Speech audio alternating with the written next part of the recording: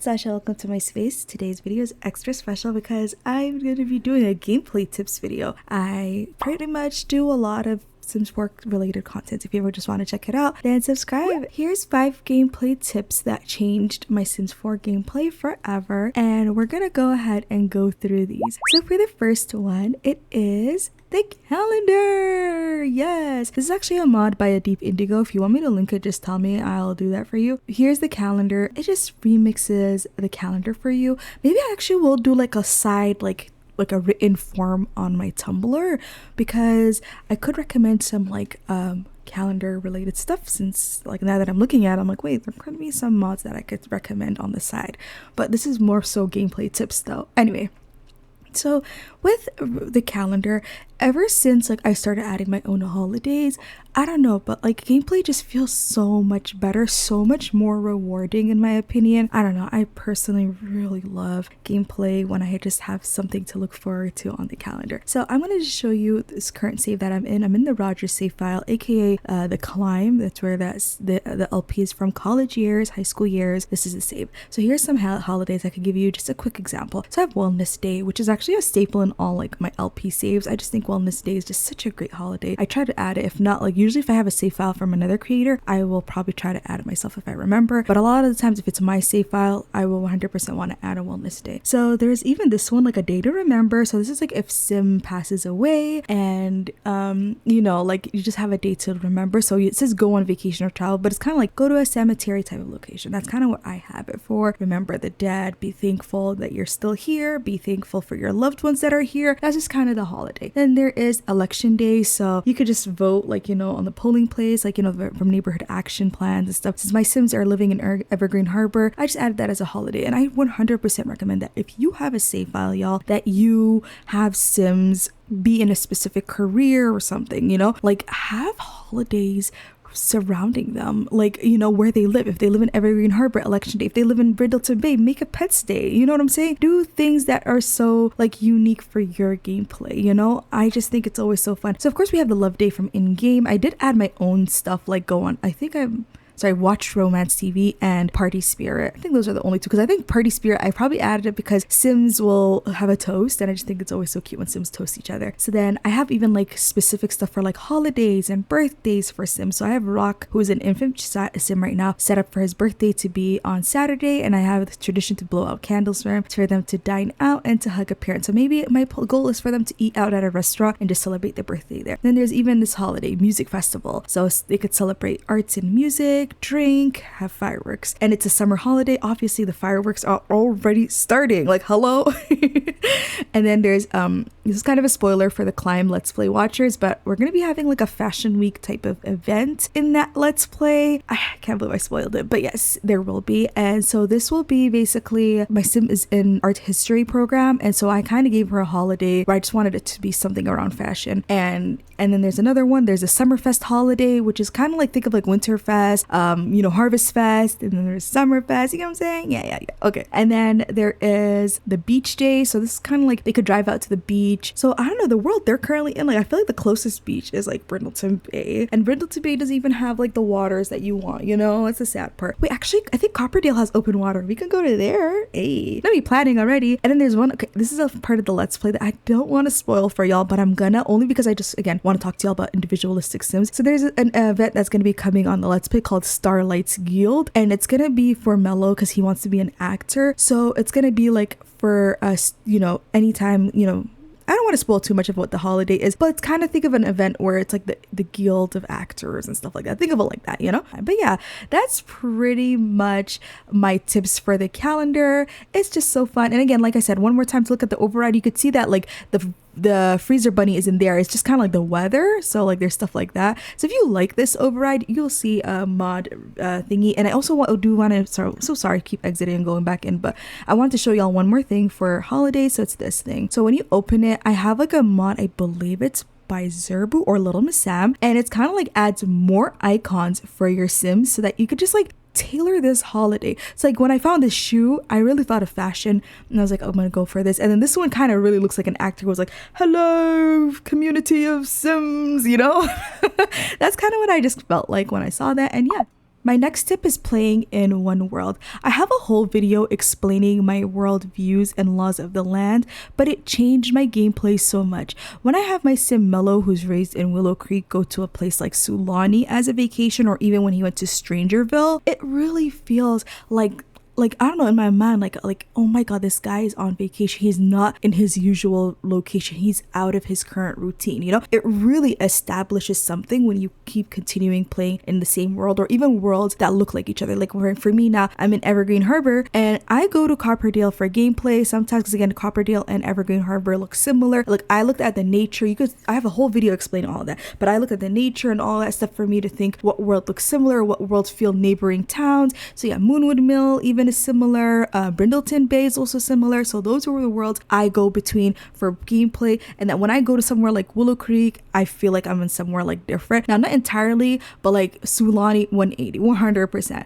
And then that's kind of just a quick tip for that. But like, yeah, I'm just gonna press the travel button for 1 second just so that I could show y'all the world map for my save. I do recommend having map overrides. It's probably one of the things that make me just love my save. I will definitely recommend that for you. But one thing I would say is look for builds on the gallery. Like when you see all this stuff, like it took me a while to build Evergreen Harbor. I started working on it in 2022, and then just kind of like bit by bit. Like you can see here, I have like a flea market. I have a grungy laundromat. I have a vintage thrifty shop, and I actually added like cracked stuff on the wall as decor, and I made that have like floor splatter. It looks messy, not perfect. And then I have a neighborhood waterfront, which is like shipping container kind of location of a restaurant, which honors that Evergreen Harbor vibe. And then I even have like a grungy ramen bar here. I have like a warehouse and nightclub. So like I have stuff where like, you know, the gameplay like is sort of like, it's not really ever, I'm not gonna lie, my gameplay right now for Evergreen Harbor, I'm not at the part where like save the world, la da da. Like I don't know, let me just show y'all quickly how it looks like outside, just so that y'all know how the gameplay looks. Oh wait, not the nature looking better today, but it's usually yellow. Okay, I'm gonna show y'all a video clip of how it looks like, but it's yellow.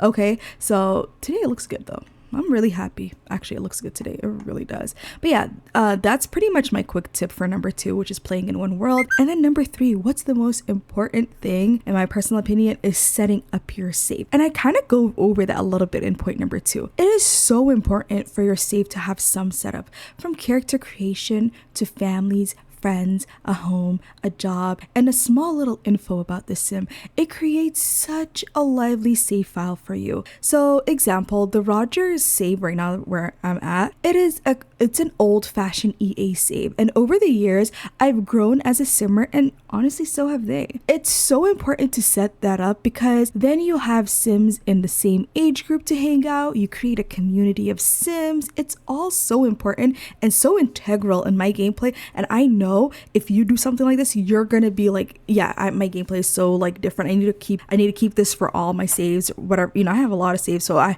gotta do this. And like literally, y'all, I have a cottagecore save, and like it's called Henford Ever After, and I just have that save file where it's just a community of sims, and it really feels different from like my other saves. And then I have a save for the Joy of Life, for my sims. It's sort of like a city living type of vibe. You know, she lives in an apartment, she's doing her own thing, she's a young lady, and you know, she's dating around. So yeah, I kind of like that. Like it takes time to build each world. It takes time to build your characters. It takes time to build their clothes and the side characters and all that stuff. Right now you're looking at is a side character. Like let me just show y'all, like this is her family panel, and you could see there's her mother, her father, her auntie, her first cousin, her sister, and her brother. And like she's set up, she has these sims. And then so far she hasn't really flirted with any sims, but I do have a plan for her to go on dates and stuff. So look at her, she already met some sims in the area. She got a full friendship places and stuff, you know, connections. So it's important to have that set up for your sim. Like look where she lives right now. Like if I just show y'all quickly, her and her sister live together. Like this looks like a home for a feminine sim. They recently moved, so you can see there's not a lot of clutter. There isn't like a lot of like even arts and stuff. You could see her room, I think, is kind of like a little bit more set up, but you could just see this is her room. By the way, I don't know if you know, but it's kind of like an open like hallway room, and it's supposed to be like an area where like an office for her big sister. But like she just tagged along with her big sister and just went with her to Evergreen Harbor, and her sister's the one who's paying the rent. She doesn't have a job. Let me just show y'all real quick. She got no job, okay y'all. She don't like she's like starting university soon actually, which is spoiler, So she kind of just tagged along. She's a little confused about where to go with her future. And yeah, you could see that. Like, I set it up. Look, they have like their skincare. Maybe they just like have like those like, you know, websites that drop like a monthly like creams and stuff. And they just have that like here. And then I just have like their makeup and all that set up. So I just wanted to make it look like, you know, two girls. They're like, you know, two sisters, you know, going about in the city. And she recently adopted a cat. So I have some cat food and stuff. So yeah, it's always important. Set up your stuff. I have their music here. I just got like, you know, their even they have like this little cute purse that you can add some stuff in. And I made sure that because they're from Brindleton Bay, I kind of made their pillows kind of remind me of that coastal like kind of feel. And yeah, that's kind of just so far how their place looks like. If you want to see her big sister, this is her big sister and this is her cat. So cute. But yeah, that's pretty much it. And oh yeah, I forgot to say one little fun fact is like when you create these characters, you add a little fun lore. Like right now here you could see that there's a fresh like water container, and they're from Brindleton Bay, and they think the water in Evergreen Harbor is like bleh, like disgusting. Like they can't believe they're originally from here, and like even that they actually went here, but like what could they do? They made the commitment, they're here, they can't just go back. And so yeah, that's kind of funny. They just have their stuff here, by the way. But yeah, that's kind of the stuff that I do for my gameplay. And you can even see here they have the box that they recently moved. It's just those little details that just make you love your game, in my personal opinion. So yeah, that's the third point. Setting up your save, making sure just everything works before you just play the game. Have it all set up. The setup is worth it in the end, my personal opinion. So the fourth tip is the club system. Okay, so right now this sim, she's actually in one club and it's with her relatives. She's the owner of the club is her cousin Crystal, and you could see that her auntie's in the club, her mom and her dad, her big sis, she's in the club, her uncle and her little brother. So it's important to set up clubs in the Sims. I don't know, but it's like so like one of my 100%. I love the club system from Get Together Pack. It changed my gameplay for the better. I have had so many clubs in my game, from Scout. Wait, 1 second. Actually, let me just show y'all. So here's some of the clubs you could see in my save. There's the art history program. This is Foxberry students tutorial class. Students meet on Tuesday and Thursday from 3 to 6 p.m. Students are expected to learn gemology, writing, charisma, and do research in fashion. So you could just see that is pretty much all the stuff they do. And I do have painting, so I'm gonna have to edit that. But I added painting in recently because while knitting and you know all that is important, painting is also just as important. The fine arts students are also there, even art history. Some of the students aren't all trying to go to fashion, you know what I'm saying? So that's important. And then I have a random club recently that I made called Bad Boys for Life. I had the ballet club, and actually this club is so cute. It's my sim Olivia who's in this club, and you can see Olivia Rogers. I added some sims in this club recently, but I definitely need to like add fine tune it, because there was one for the kids, the children's sim, and then now there's one for the teen sims. So you can see the label is so cute and fun. And then there's the Brightchester Debate Guild Club, which is basically the students who are in Brightchester Uni, and this is so cute. You can see my sim Zaven was in this club, and like there's stuff that they could do. I don't know, but I love it. It summons sims to a property. Sims go together. They literally just like have these like really cool fun moments. And like there's Lover of the Arts Club, and I definitely will link y'all the mod that gives y'all more icons for the club system, because I think that it's so fun that I believe Zerabu created this mod, that it just kind of gives you that more edge that you want and need in your gameplay. When my sim Zaven was in university, the roommates club was just like so important, because I needed him to meet up with his club, like, you know, well, not club, but like, you know, this university student. So I used to have these clubs where it was just set up for him to be in a club with basically his roommates. And then there is the Stevens family, which is right now, y'all just saw that one. And then there is Valeria's roommates. No, I really have roommates and family relatives set up. But yeah, I did used to have a club for the Scouts, but I think it might have been deleted. Yeah, but I used to have a club for Scouts. I've had clubs for just even like football team, the streamers, like for, you know, game streamers. I used to have debate club as a club. And yeah, I have just like a lot of different kind of clubs that just makes it easier, because like I said, you summon these sims, they come to one property together. It's so fun. I love club system in the Sims. Get Together, I don't really give its flowers, but today I'm giving you your flowers because you are that girl. All right, let's go to the next point. Not repeating gameplay to the best of my ability. Last but not least, challenging myself. Now, I'm not gonna act like I don't repeat gameplay, but I go about it differently. Here's an example. I've had a few streamers on my channel, and when you talk about game streamers, there was Jennifer Park, who streamed her yoga sessions, Candy Bear, who streamed her DJing sessions, there's Ada, who streamed herself cooking, Cheryl, who streamed herself playing console games, and Mello, who mostly streams on his PC. I also have a couple of Sims who are in the food industry. There's Shakira, who's a food critic, Kane is a chef, Princess is a baker, and Emily is a freelance baker. You can see they're all in this similar realm, but their gameplay is quite unique to me. It's one of the reasons why I don't get bored with gameplay.